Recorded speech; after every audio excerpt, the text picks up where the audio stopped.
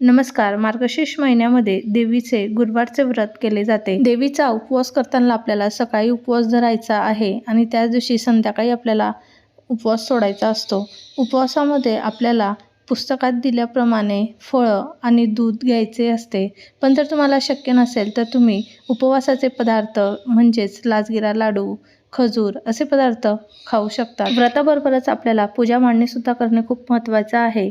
संध्याकाळी उपवास सोडण्या अगोदर आपण ज्या ठिकाणी सकाळी पूजा मांडणी केलेली आहे त्या ठिकाणी आपल्याला देवीची कथा ऐकायची आहे, आरती करायची आहे आणि देवीला सात्विक भोजन नैवेद्य म्हणून दाखवायचं आहे. यामध्ये तुम्ही वरण भात, एखादी पालेभाजी, चपाती दाखवू शकता. सोबत एखादा गोडाचा पदार्थ दाखवू शकता. जर तुम्हाला खीर करायची असेल तर तुम्ही करू शकता, कारण की खीर माता देवीला अत्यंत प्रिय असते.